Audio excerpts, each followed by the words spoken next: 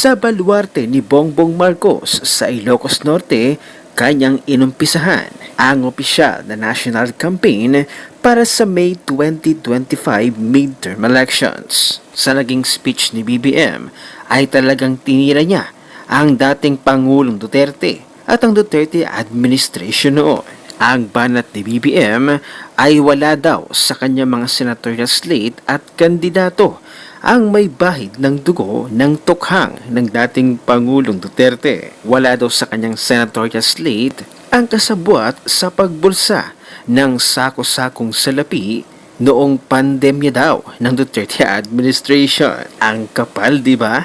Pero yun nga lang mga kasweet, ang kanyang pambubudol noon ay ginagawa na naman niya ngayon nang bubudol na naman second time around. Pero nagising na ang taong bayan sa kanyang ginawa na ito na pagtira sa dating Pangulong Duterte.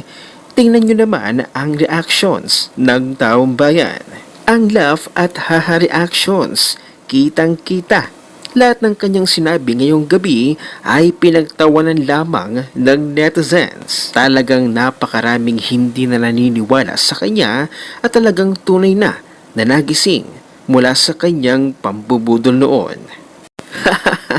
Ang ganitong speech nagpapakita ng desperasyon. Kailangan bang magsinungaling at trying hard sa pag-convince sa taong bayan? Mga seasoned politicians ng mga yan. Ilang beses na yan paulit-ulit tumakbo sa pwesto at paulit-ulit sinusuka ng tao. Sadyang makakapal lang ang muka at apog. Yung iba, ginawa ng gatasan ng public service work. Palibhasa, experts na sila sa pamumulitika at pangungurakot, kaya alam nila ang formula tuwing may election, papaano mambudol ng botante. Kayo na ho ang bahala, makinig at humusga. Kung gusto nyo ng patuloy ang bansa natin pupulutin sa kangkungan, edi iboto nyo ang mga trapo na yan. Kung pera-pera din lang ang laman ng utak at puso nyo, pumanig na kayo sa mga nagsusulong tungo sa Bangag Republic. 0 votes to BBM slate. Well, bakit nga ba napili ni BBM na gawin sa kanilang baluarte sa Ilocos Norte ang kanilang first kick-off rally ng kanyang Senate slate? Siyempre, walang mambabash. Pero kung sa ibang lugar mo yan gagawin, BBM, siguradong babatuhin ka ng mga kamatis. At siguradong isisigaw pa nila ang pangalan ng mga Duterte. Kilabutan ka naman BBM sa iyong pagsinungaling upang makakuha lang ng boto ng taong bayan. Narito at binigyan pa ng comment at reaction ni Mr. Will Talker. Panoorin natin ang buong video. Tignan niyo po ang record ng ating mga kandidato. Nax! Wala sa kanila ang may bahid ng dugo dahil sa tukhang. First stanza pa lang, Mr. President. Sinungaling ka talaga. Grabe, no? Grabe. Ganito ka kakapal, no? Nung tumatakbo ka pa lang na presidente at nangangampanya ka pa, alalang-alala ko pa, isa ka sa mga approve at nagustuhan mo ang war ni Tatay Digong. Alalang-alala pa namin yan. Wala kang negative na sinasabi about tukhang na sinasabi mo na ngayon. Dati hindi naman eh. 'Di ba? Grabe ka makalinlang dati. Kasi alam mong pagkakalabanin mo si Tatay Digong at the time at yung kanyang mga programang minahal ng mga Pilipino katulad ng war, pagkakalabanin mo 'yon, hindi ka talaga mananalo sa eleksyon. Kaya anong ginawa mo nung nangangampanya ka pa as president? Puro ka praises at papuri sa Duterte admin. Anyari ngayon? Biglang ayaw mo na ng tukhang? Biglang ayaw mo na sa ni Tatay Digong? Kitang-kita na namin ang ugali mo, ang totoong kulay mo. Tignan niyo po ang record ng ating mga kandidato. Wow.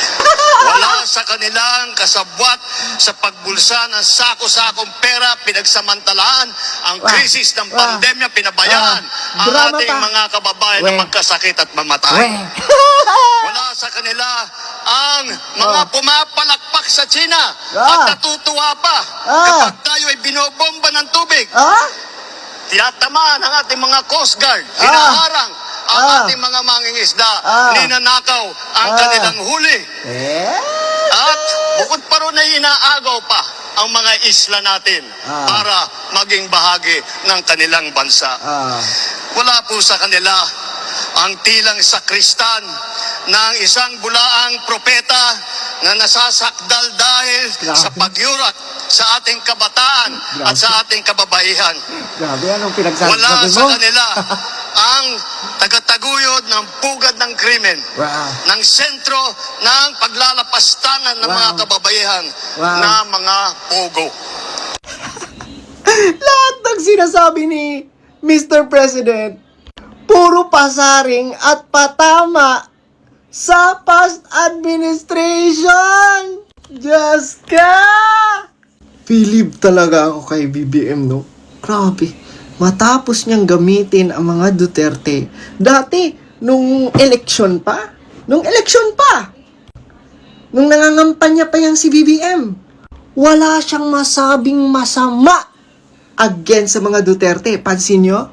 Kung tatanungin siya kung kamusta ang pag-response ng Duterte admin sa COVID-19, kasi nagpasarin siya ngayon eh. Pero dati, nung during campaign, maganda. Okay ang pamamahala ng Duterte. Ha? Talagang buwisit eh, no? During campaign, wala talaga siyang sinasabing masamang tinapay sa Duterte admin, no? Kasi gagamitin niya. Kasi alam niya, ha? At pwede pa niyang magamit, no? Ang mga Duterte supporters. Kaya ingat na ingat siya dati, pero tignan mo ngayon, di ba? Ang manggagamit.